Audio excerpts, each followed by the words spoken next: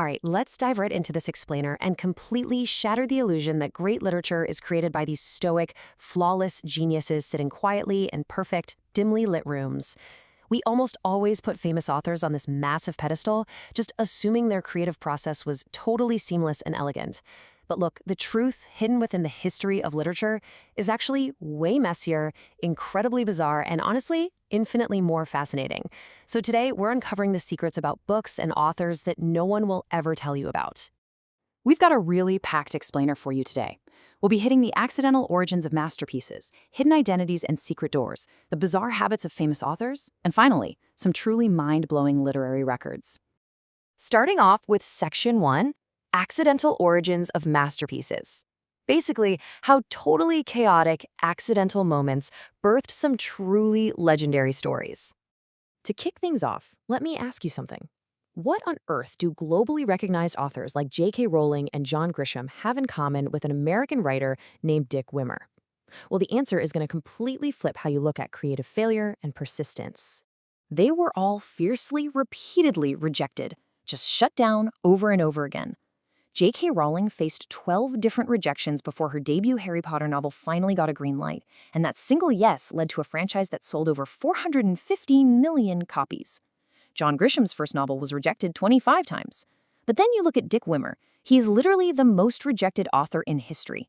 The man received 162 rejections over a staggering span of 25 years before his novel Irish Wine was finally published to rave reviews in 1989. So, sometimes your biggest literary achievement is literally just pure patience. But sometimes legendary origins have absolutely nothing to do with persistence. Sometimes they're just painlessly mundane. Take Frank Baum, the creator of Oz. He didn't come up with that iconic, magical name through deep meditation or poring over ancient mythology. Nope. He was literally just staring at the filing cabinets in his office. One drawer was labeled A to N, and the bottom one was labeled O to Z. And boom, just like that, the Wizard of Oz got its name. Or take the incredibly chaotic creation process of John Steinbeck. We've all heard the classic, "my dog ate my homework" excuse, right? Well, Steinbeck actually lived it. His puppy was left alone one evening and literally chewed up the original manuscript for his absolute classic of Mice and Men. And Steinbeck actually wrote to his agent with this hilariously forgiving perspective, saying, "I was pretty mad, but the poor little fellow may have been acting critically." Masterpieces, as it turns out, have to survive a lot of real-world chaos before they ever see a printing press. Moving right along to Section 2, Hidden Identities and Secret Doors. Let's peel back the layers on the actual creators themselves. It turns out, authors often had to completely hide who they were just to get published, or maybe to reinvent themselves entirely. For example, Eric Arthur Blair is known to us much better by his pen name George Orwell, the legendary author of 1984. Sometimes the fake name just becomes way more famous than the actual person behind it. And then you have Jane Austen, whose early novels were literally just credited by a lady. Women writers in the early 19th century faced so much prejudice, but it really just proves that great writing eventually finds its audience even when the author's real name has to remain totally hidden. But leave it to Charles Dickens to take hiding to an entirely different, incredibly dramatic level. He didn't just hide his name. The man literally hid parts of his own house. Dickens actually had a secret door built into his home, disguised seamlessly as a fake bookcase. And to make it extra convincing, he filled it with fake comedic book titles he made up himself, including a sprawling fictional epic called The Life of a Cat across 9 whole volumes. And sometimes the biggest identity secrets are actually hidden in the characters themselves.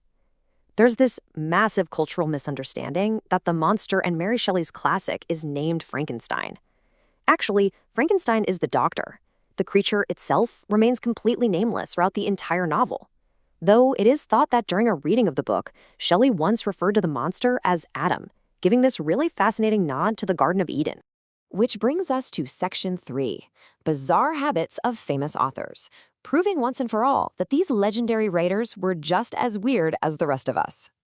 If you thought the whole standing desk craze was some modern corporate invention, think again. Absolute heavyweights like Ernest Hemingway, Virginia Woolf, Vladimir Nabokov, and Albert Camus all allegedly preferred to pen their incredible literary works standing entirely on their feet. Speaking of Ernest Hemingway, his quirks went way, way beyond just his posture while typing. Hemingway famously unbolted and outright stole a urinal from his favorite local bar and took it home.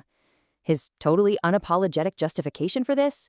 He argued that he had pissed away so much of his own money into that specific urinal over the years that he legally owned it.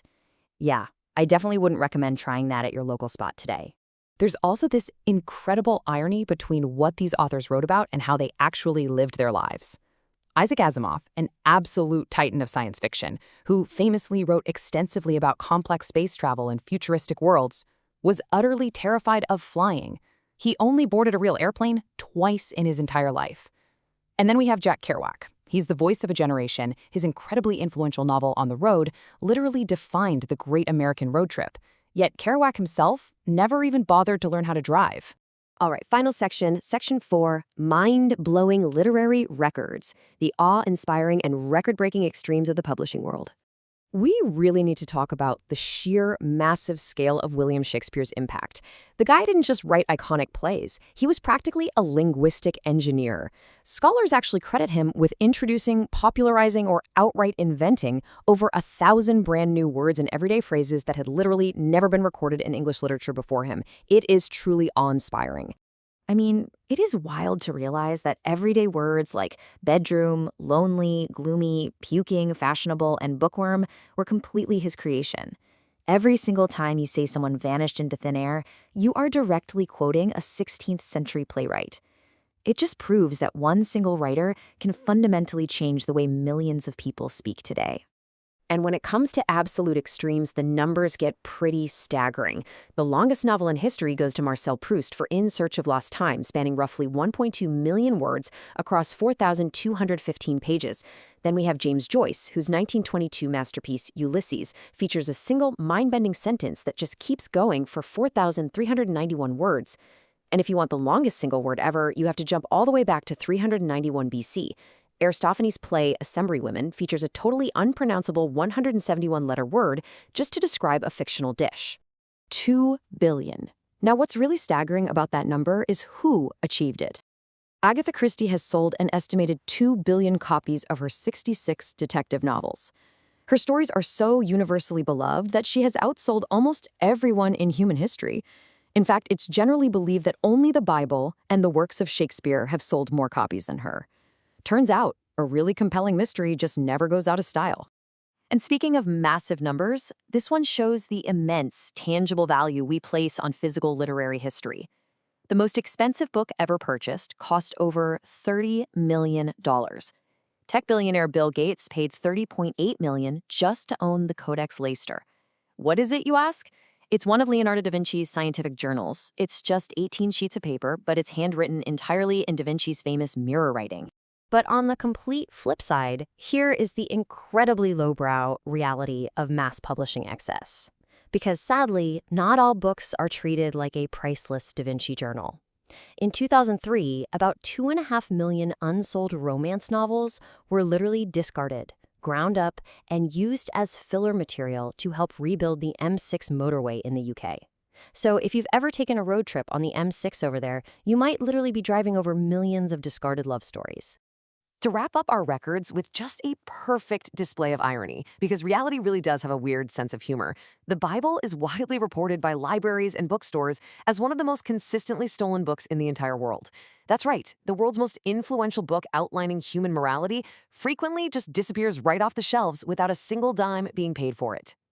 So the crucial point you should really take away from this explainer is that the creative process behind your absolute favorite books is beautifully, wonderfully chaotic. Books are so much more than just stories printed on a page. They're the result of hundreds of crushing rejections, authors hiding behind fake names in secret bookcases, and manuscripts somehow surviving everything from literal dog attacks to their creators' incredibly weird daily habits. Which kind of leaves me wondering, after looking at all these hidden identities, bizarre habits, and totally random historical accidents, what secrets do you think are sitting right now on your own bookshelf? Take a second look at your favorite novel today, because the real story behind it might just be wilder than the fiction itself. Thanks so much for joining me on this explainer. Keep on reading, and I'll catch you on the next one.